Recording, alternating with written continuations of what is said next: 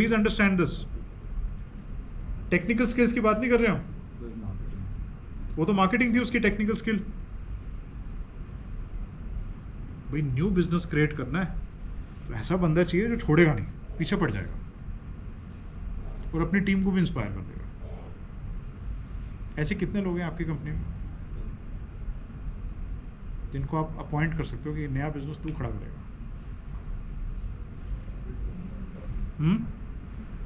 है कोई? आपके पास एक है, आपने एक को मौका दिया है ना? ज़्यादा दो हैं। दो हैं? कौन कौन? एक तो Sumit.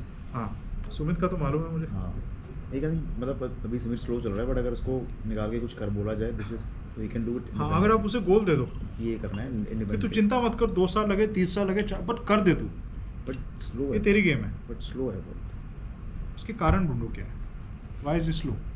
Most of the time reasons point back to us. But Sumit somebody इसको बोल दो तो फिर sorted. So again technical skills उसकी मार्केटिंग थी, but he was given the responsibility of building a significant new revenue stream for the company, as well as making the company run simple marketing strategy, a reality for customers and consumers who engage with SAP digitally. तो उससे क्या हुआ कि वो एक totally नया line of business चालू कर दिया उन्होंने। भाई everybody went towards software as a service, SaaS, SAP was very traditional, license बेचता था ERP के। So they also had to move towards the new way of doing business. Right, but नया काम करना बड़ा मुश्किल है। जितनी बड़ी कंपनी उतना मुश्किल, और अगर ट्रेडिशनल माइंडसेट वाले लोग हैं तो और भी ज़्यादा मुश्किल। तो मुश्किल काम, सबसे मुश्किल काम आप किसको दोगे? सबसे इंटेलिजेंट बंदे को, जो सबसे ज़्यादा टफ बंदा होता है। सर मतलब अगर मैं ठीक है अंकित को भी अगर कोई काम मतलब है ना कि गिव देम तो 100% होना ही होना है वो। हाँ, चाहे वो छोड़ेगा नहीं, हाँ। है ना? तो ऐसे लोग अपने कंपनी में ढूंढो और खुद भी ऐसे बन जाओ आप। के टाइम पे लड़ाई रह गई है और कंप्लीट ऑन टाइम। हाँ जी, जो टाइम पर कंप्लीट कर देना वो टाइम को इतना प्रेशर मत बनाओ। मैं बताऊँ, देखो जो इस टाइप के काम होते हैं ना, उसमें अगर आप बहुत ज़्यादा स्ट्रॉन्ग टाइमलाइंस सेट कर देते हो तो आप अननेसेसरी का प्रेशर क्रिएट करते हो जिससे कॉम्प्रोमाइजेज होते हैं। आप एक नई चीज़ सेटअप कर रहे हो या कोई चीज़ ट्रांसफॉर्म कर रहे हो, गाइडलाइन सेट करो कि यार इसको 2 साल में हो जाना चाहिए, रियलिस्टिक। बट अगर 3 भी लग गए तो कोई हार्म नहीं है, हो तो गया ना। ना होने से तो बेटर है, गिव अप करने से तो बेटर है। Sometimes it takes longer. एक बार कंपनी में बहुत सारे लोग ऐसे क्रिएट हो जाते हैं ना जो इस टाइप के चैलेंजेस उठाते रहते हैं, तो फिर कल्चर बन जाता है। अभी जो आपने पहले बोला था ना कि ओपननेस टू मिस्टेक या ओपननेस टू, हाँ। अगर वो हो जाए तो इट्स वेरी मतलब फिर डूएबल, फिर बंदा रिस्क भी लेगा। हाँ, वो रिस्क लेगा, वरना रिस्क नहीं लेते। नहीं तो वो स्लो हो जाते हैं लोग। हो सकता है उसको लग रहा है यार I am being observe, being watched, कि मैं कोई गलती तो नहीं कर रहा।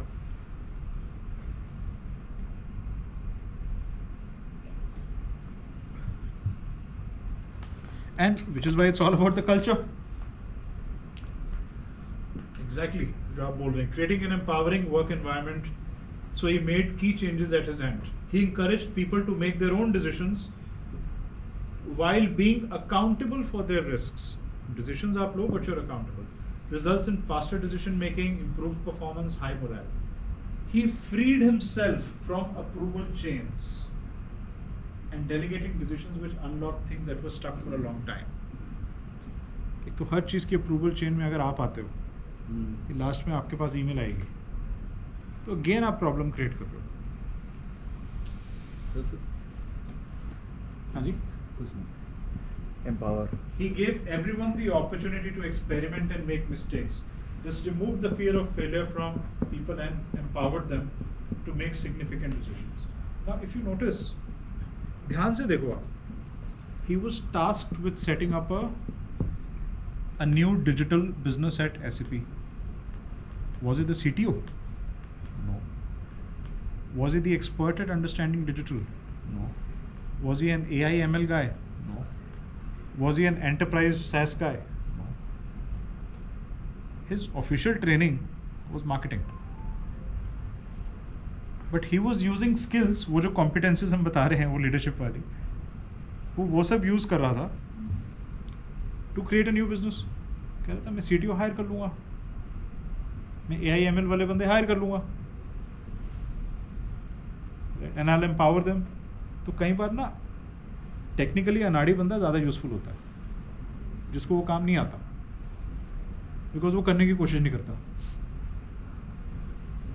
कहते हैं मेरा काम है लोगों को इंस्पायर करना, उन्हें सपने दिखाना, उन्हें अपने गोल पे टिके रहना, इंस्पायर करना, उसके पीछे पैसा भी लगाना.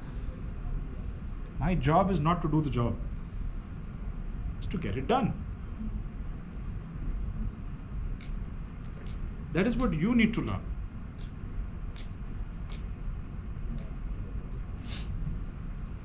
सो early in my career I preached. अच्छा ये बड़ा ध्यान से सुने आप हैं, ये बड़ा इंपॉर्टेंट पार्ट है इसका.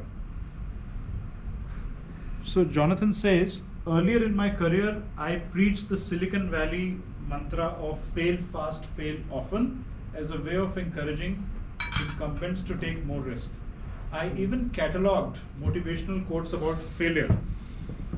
Over time, I realized that failure was not the outcome I was hoping for and could even be counterproductive to advocate failure.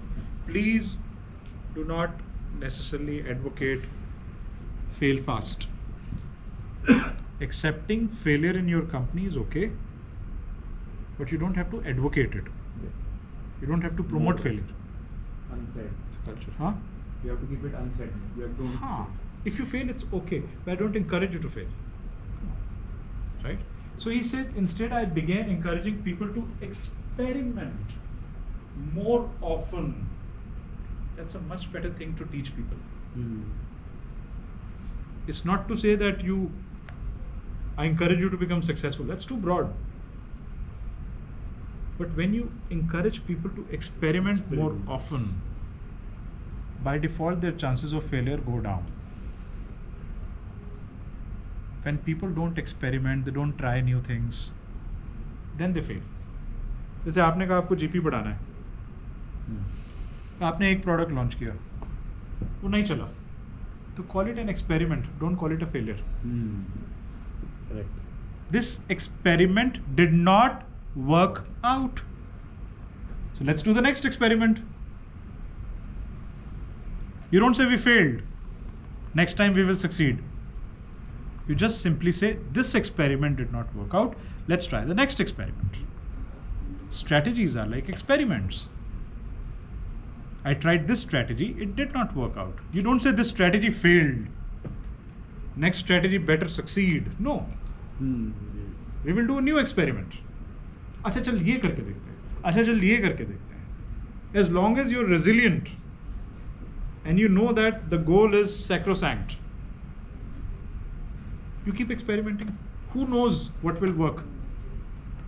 It is like investing in startups. Right? As an angel investor, if you only invest in 3 startups, you're bound to fail.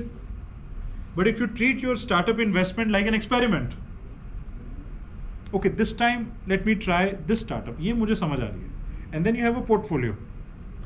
Suddenly बनते बनते बनते 100 companies का portfolio बन गया. A few will work out. ये भी ratio है कि हाँ जी, only 5 सक्सेस होगी, अब ये नहीं पता कौन सी 5 होगी. हाँ वो भी नहीं पता.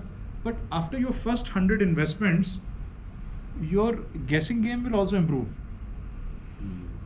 उसके बाद आप 20 में ही फटाफट बता दोगे कि कौन से which is likely to succeed.